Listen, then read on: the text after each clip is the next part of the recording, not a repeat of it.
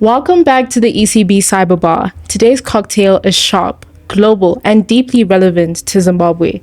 We are going to be unpacking the biggest AI risks making headlines this week, plug-in trust issues in developer environments, and even AI being used to extract fingerprints from social media photos. These are not just technical glitches, they show us how malicious plugins can hijack AI tool chains and how biometric identifiers, once thought untouchable, can be compromised.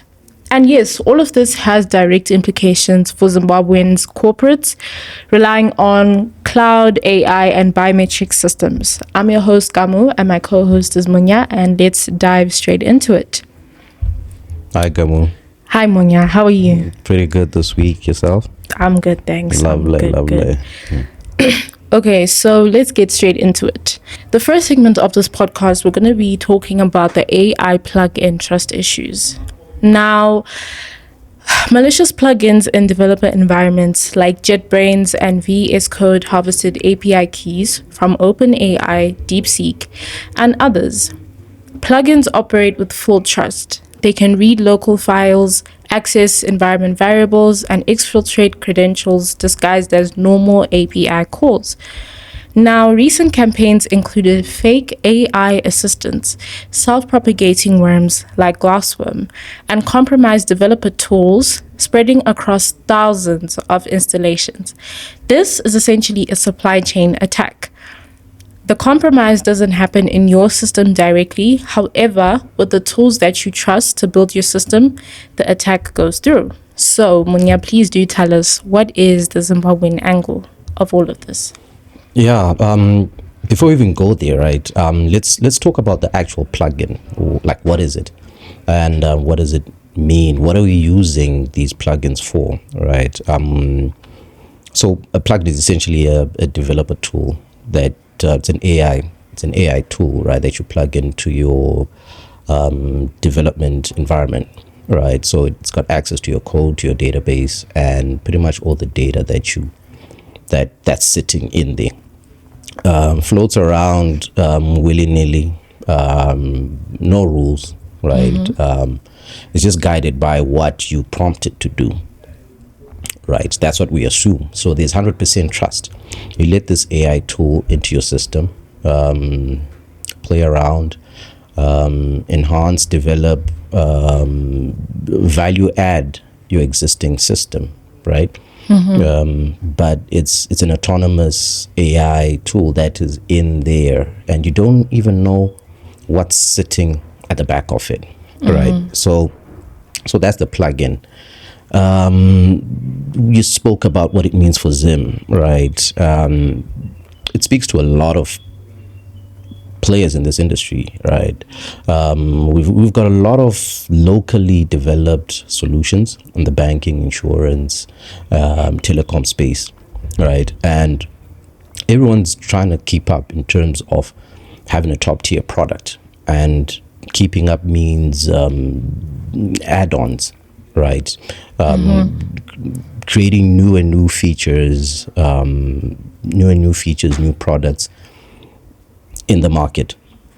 But we're using these AI tools that we don't even know came from, right? Okay, yeah, of course, we read the T's and C's and the disclaimers, right? Do we though? Do we really? I don't think so, because I know I don't.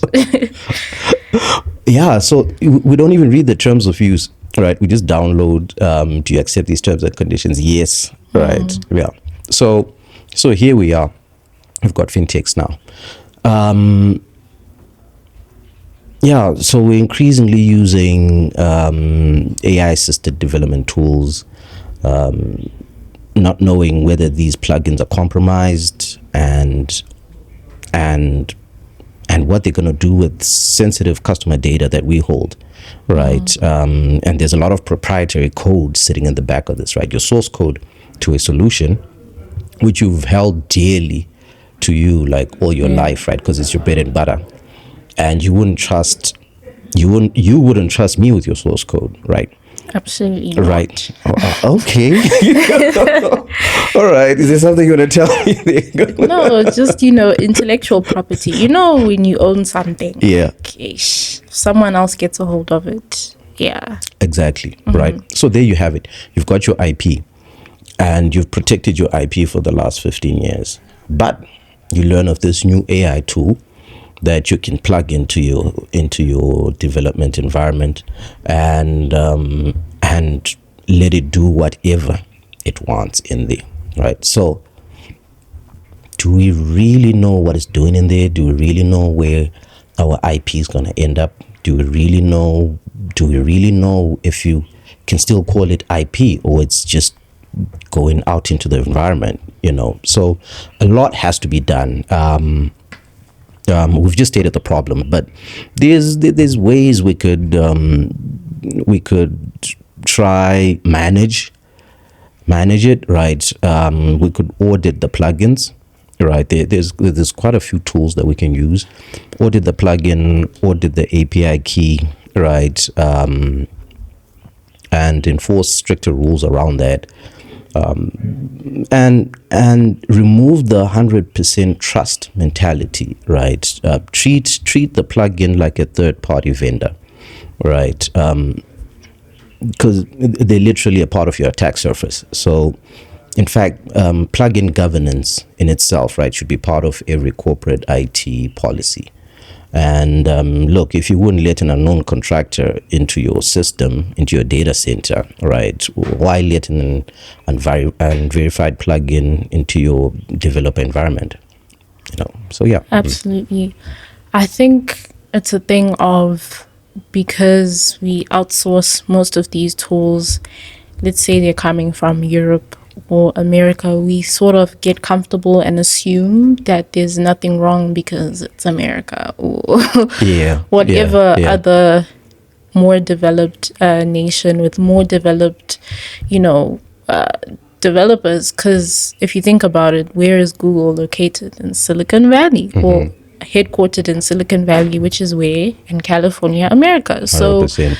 Automatically you'd assume that, there are no defects, but when it comes to tech, you really have to do your thorough homework. You have to make sure whatever solution you put into your organization is tried and tested. And once those AI tools become compromised, your whole system, your whole organization becomes compromised. 100%. And that then delays business productivity. You could lose revenue. There's a lot of things that could go wrong just being reliant on some of these tools. So it's also as part of the human world, it's our responsibility. Yes, we've got the AI systems, but it's our responsibility to ensure that they're doing more good than harm. Last line of defense. Yes, exactly. And I like what you said about not trusting any tool, like having that zero trust mentality when it comes to these tools. Even in the organization, certain roles or certain employees are given certain access privileges. It should be the same with tech. It should have access to certain data and that data only, and there shouldn't be any overlap. So those are just a few things to think about. Scary stuff. Very scary. Now, there's another story that is making waves about hackers using AI to extract fingerprints from social media photos. Yes, your fingerprint, your actual fingerprint, but now it's not just a physical extraction, it is happening digitally, right? So imagine people are posting peace sign selfies, unknowingly giving away their biometric data. What is going on here? Could you please shed some light on that? Yeah, I was reading up on that. Thanks, Gamu. So this is actually one of the most unsettling articles I read recently, right? So we got researchers in China who demonstrated how an AI algorithm can reconstruct fingerprints, like the fingerprint ridge, right? Detail by detail, from high resolution images, like you said, from a peace sign, right? So it can just be a selfie distance of 1.5 meters, 2 meters, right? The AI sharpens the ridge, clears out the patterns, and fills in the missing sections of your fingerprint. And then it generates a synthetic fingerprint template that can be used to spoof your biometrics. So if I got that tool, right, out there you're on your selfie camera, you throw a peace sign, I take that, I regenerate your biometrics. I can 3D print that, right? And then I've got access to your anything that is opened by your thumb, right? Whether it's your car, whether it's your phone, whether it's your laptop, whether it's your house, whether it is your hard drive, right? I literally have access to your life, right? And you gave it to me with this peace sign. Dang. Okay, access to my life is a bit that's a bit too much now. It's dark, but it's real, gum. It is. It's, again, I always go back to Black Mirror. Like, if you haven't watched that show, you need to watch it, because everything that is happening today has been manifested in that show. And it's so wild, because I'm just thinking of how detailed a fingerprint is, like how to replicate all the lines and the patterns. That is just it's crazy. Yeah. And consider this, like, of all the billions of people on this God-made planet, no one has the same fingerprint. Exactly. So how did we get here? It's not a generic design. Yeah.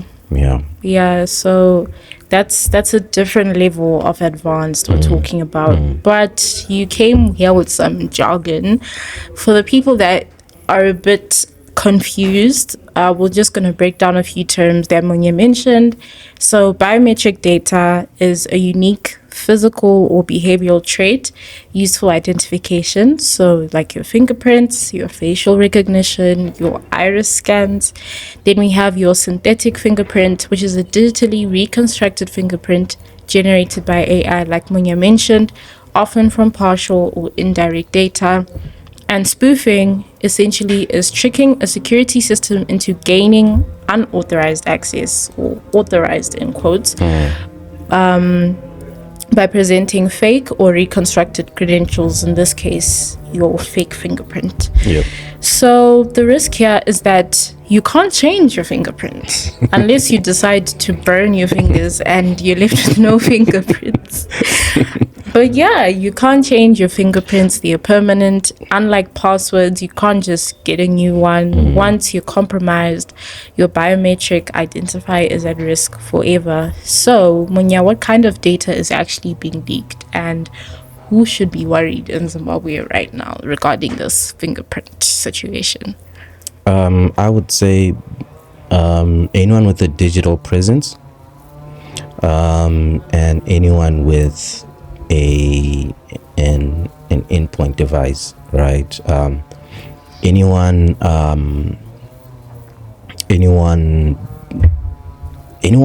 who's got any form of biometric security, right? Biometric authentication systems. I know we're moving to a biometric system tied to your national ID. I think that's where we're moving as a country. We've got banking apps that are tied to your biometrics, secure facilities, safekeeping facilities, boxes, cash boxes. Banks and insurers use biometric logic for their apps, right?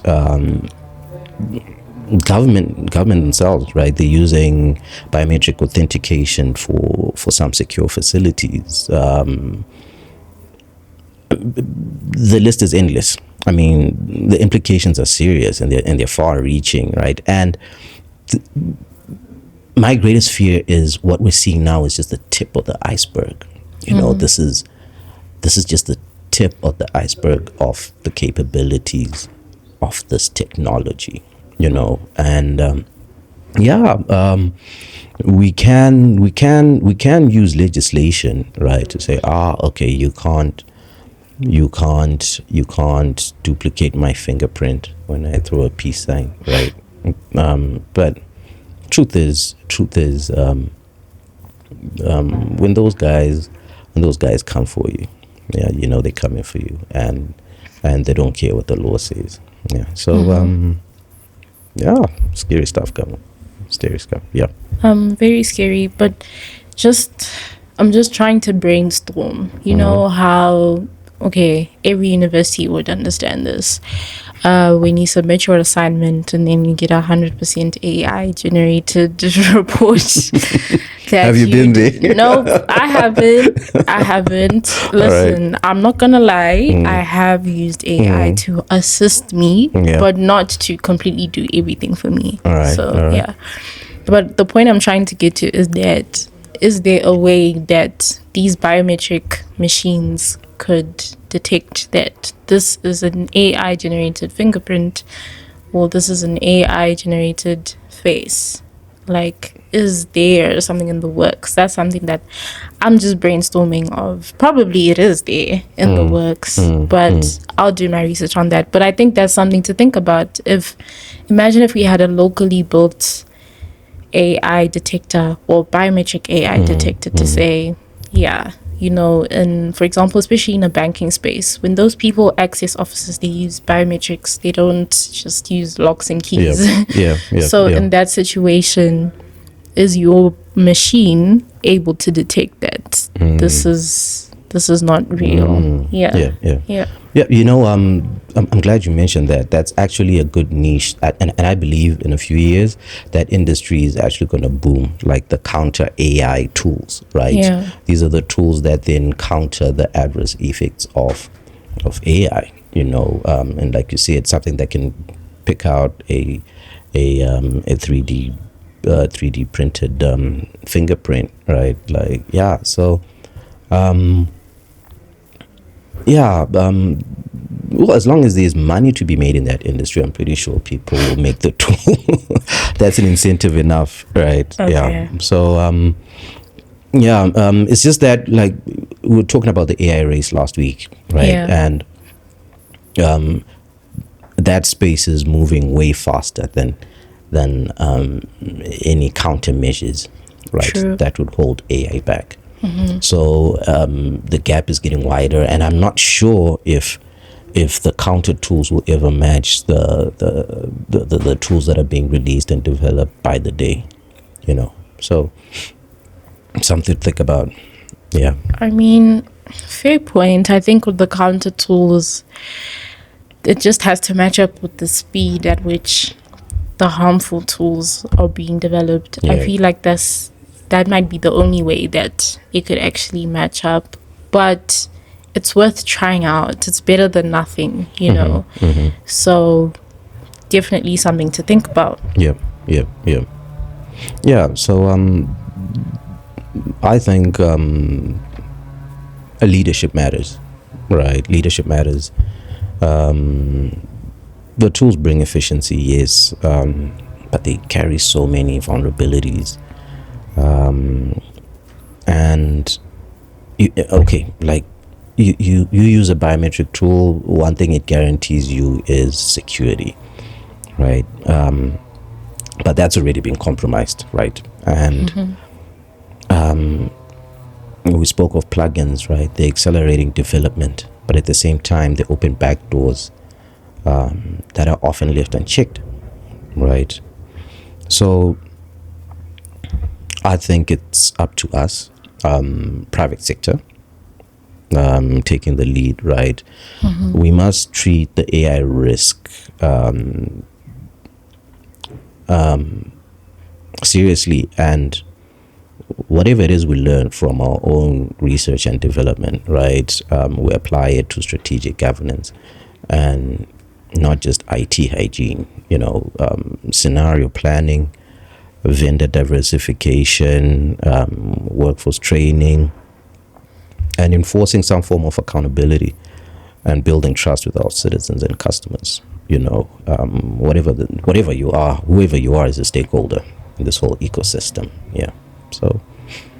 Yeah, 100%. AI is powerful, but power without control is chaos. And the future belongs to those who harness innovation responsibly. And in this race, us as involvements cannot be spectators. Yeah. We have to participate 100%. So any last words, Manya? Yeah, I'm with you 100%, Gamu. We must be a competitor, disciplined, visionary, and very resilient. Resilient is the word. But let's think about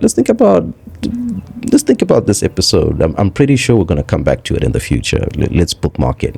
But thanks for joining us today at the Cyber Bar. Stay secure, stay resilient, and keep leading with courage. Thank you. Bye. Bye.